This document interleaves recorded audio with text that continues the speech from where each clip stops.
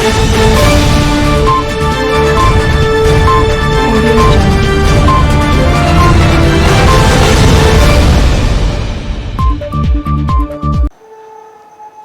मैं सुधीर आईना world news में आप सभी का स्वागत करता हूं। आज हम मध्य प्रदेश की राजधानी भोपाल के दीनदयाल कॉलोनी में हैं, जहां पर एक बहुत बड़ा सा सरस्वती विद्या मंदिर बना हुआ है। स्कूल प्रांगण है, जहां पर लगभग कितने बच्चों की स्ट्रेंथ होगी सर? यहाँ 1000 बच्चे, लगभग 1000 बच्चों की स्ट्रेंथ है और ये बड़ा स्कूल है। यहाँ पर हम जानेंगे आज के लॉकडाउन के टाइम में स्कूल के लिए किन किन कठिनाइयों का सामना करना पड़ा और शासन प्रशासन की क्या क्या नीतियों के अनुसार इनको क्या नीतियाँ सही में हुई हैं, सही नीतियाँ गाइडलाइन में सही नीतियाँ हुई हैं, सही घोषणाएं हुई हैं, या फिर हम जानेंगे कि स्टूडेंट को और विद्यालय को क्या कठिनाइयाँ उन नीतियों के आधार पे होंगी। हमारे साथ प्राचार्य महोदय हैं जो कि राम कुमार व्यास जी हैं। आज हम उनसे मिलते हैं, जानते हैं, वो हमारे लिए सारी चीज़ें बताएंगे। सर नमस्कार। नमस्कार। सर हमें आप एक छोटा सा सवाल हमारा ये है कि अभी जो लॉकडाउन हुआ था इस बीच में प्रशासन ने कहा था कि आपको स्कूलें नहीं लगाना है और सारे लगभग विद्यालय बंद रहे और प्रशासन ने कहा था कि आपको ऑनलाइन क्लास चलाना है। तो ऑनलाइन क्लास चलाते हुए आप लोगों को क्या क्या परेशानियां, क्या क्या कठिनाइयां का सामना करना पड़ा?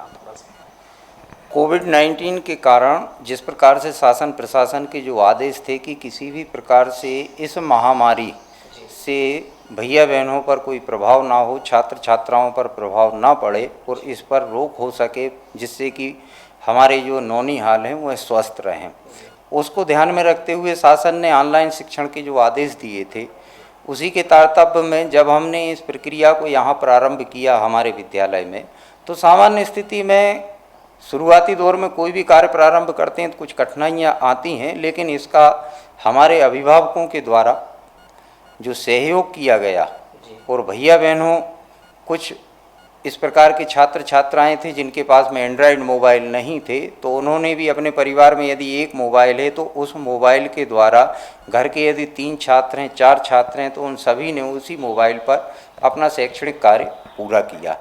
समस्याएं तो देखिए, कोई नया कार्य प्रारंभ करते हैं तो निश्चित रूप से आती हैं, लेकिन यदि सकारात्मक दृष्टिकोण अपनाते हुए उनका समाधान खोजा जाए तो निश्चित रूप से उसका समाधान मिलता है। और धन्यवाद के पात्र हैं सरस्वती विद्या मंदिर के अभिभावक कि उन्होंने इस कोविड-19 की जो महामारी है, एक हमारे देश के ऊपर इसका जो संकट उत्पन्न है, उस संकट के समय पर उन्होंने बहुत ही धैर्यतापूर्वक विद्यालय का सहयोग किया। पुनः उन सभी का धन्यवाद। अच्छा सर, एक और मेरा क्वेश्चन है, जैसा कि इस महामारी के दौर में फीस नहीं लेनी थी और ना ही फीस विद्यालयों ने ली है, तो ऐसे जैसे कि यहाँ का जो स्टाफ है उसके लिए तो सैलरी की व्यवस्था चाहिए, परिवार चलाने के लिए सैलरी चाहिए, तो फिर ऐसे जटिल परिस्थितियों में विद्यालय ने क्या किया? देखिए, निश्चित रूप से आपने जो प्रश्न किया है वह तर्कपूर्ण है, उचित प्रश्न है, क्योंकि यदि विद्यालय में जो आचार्य दीदी कार्य कर रहे हैं उनको सैलरी नहीं मिलेगी तो निश्चित रूप से उनके परिवार संचालन में कहीं ना कहीं कठिनाइयाँ होंगी। लेकिन यहाँ पर विद्यालय की जो स्थानीय समिति उसने बैठकर विचार किया और हमारे विद्यालय के जो पूर्व छात्र हैं, एक्स स्टूडेंट जो बड़े बड़े पदों पर हैं, उनसे भी हमने इस बात की अपील की तो उन्होंने भी सहयोग किया, समाज के कुछ लोगों ने सहयोग किया।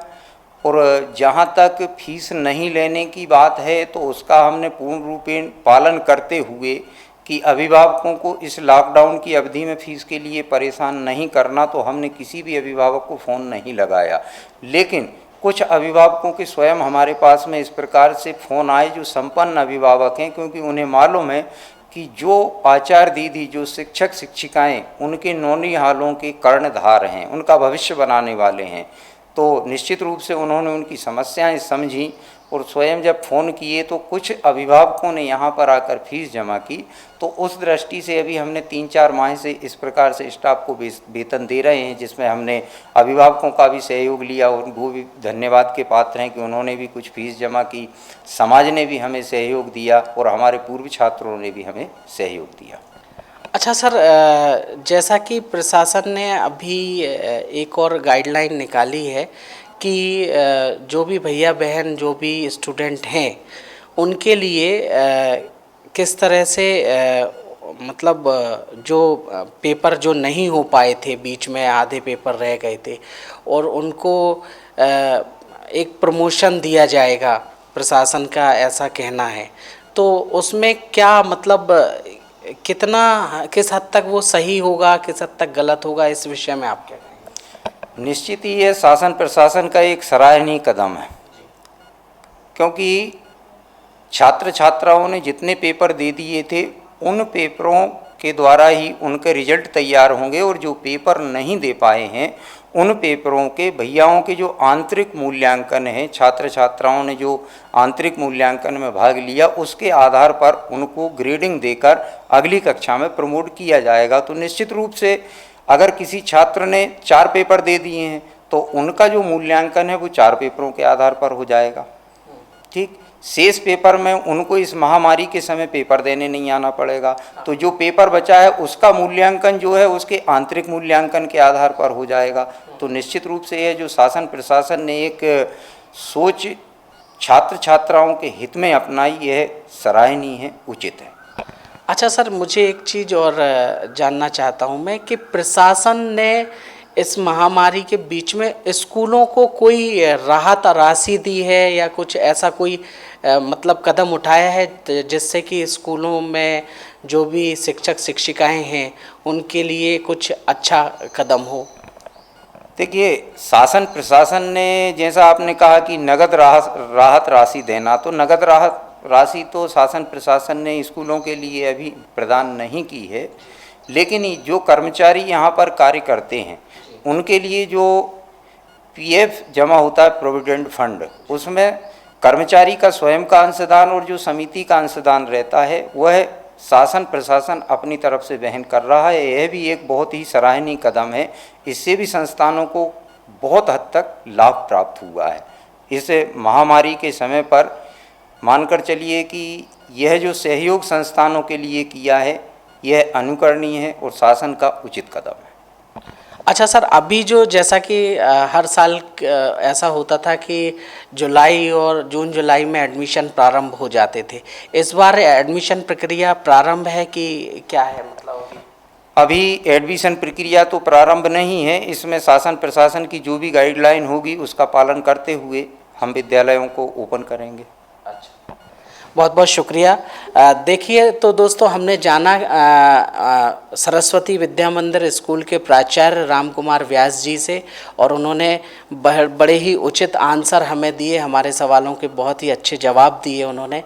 हम उनके आभारी हैं और हम आगे भी इस तरह की जानकारियां आईना वर्ल्ड न्यूज़ के माध्यम से आपको दिखाते रहेंगे। कैमरा पर्सन शुभम सागर के साथ मैं सुधीर, आप बने रहें हमारे साथ और देखते रहें आईना वर्ल्ड न्यूज़। नमस्कार।